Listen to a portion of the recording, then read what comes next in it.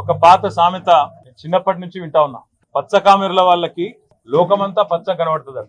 అట్లాగే అవినీతి పరులకి, అడ్డమైన పనులు చేసే అలవాటు ఉన్న వాళ్ళకి, 50 లక్షల రూపాయలతో దొరికిన దొంగలకి, పొలిటికల్ బ్రోకర్లకి ప్రతి పనిలోనూ అవినీతి, ప్రతి కార్యక్రమంలో కూడా ఎంతో కొంత చేతులు మారింటదనే ఒక మూర్ఖపు, తెలివి తక్కువ ఆలోచన వాళ్ళకు ఉంటది.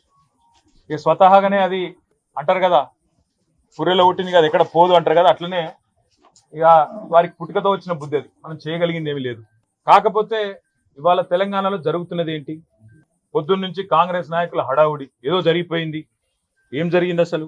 ఒక భారత పౌరుడిగా, రాజ్యాంగాన్ని గౌరవించే పౌరుడిగా, చట్టాన్ని గౌరవించే పౌరుడిగా నా మీద పెట్టిన కేసు అక్రమ కేసు, పొలిటికలీ మోటివేటెడ్ కేసు, అందులో ఏమీ లేని లొట్టపీస్ కేసు.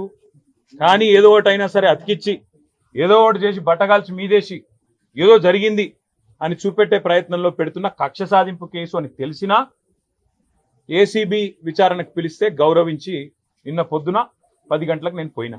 అదే మాదిరిగా మరి ఈ లొట్టపీసు కేసు ఏదైతే నా మీద పెట్టి కథలల్లి కొంత శునకానందము, పైశాచికానందం పొందుతాననుకుంటున్న చిట్టినాయుడు గారు ఎవరైతున్నారో ఆ చిట్టినాయుడు గారికి మరి తప్పకుండా నేను చెప్పాల్సిన మాట ఒకటి ఉన్నది.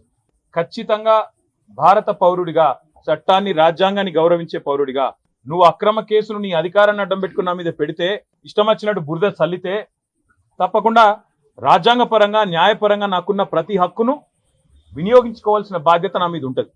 అందుకే నేను ఏసీబీ ఆఫీస్కు పోయినా, లాయర్ తీసుకుపోతా అని చెప్పినా, లాయర్తో సహా విచారణకు హాజరవుతా, మీరు ఏం అడిగితే చెప్తా అని చెప్పినా నువ్వు భయపడ్డావు, నేను భయపడలేదు. నేను అర్ధగంట 40 నిమిషాలు ఎదురు చూసినా నీ వ్యవస్థ ఎందుకో కానీ మరి నా నుంచి ప్రశ్నలు అడగడానికి వెనుకకు పోయింది.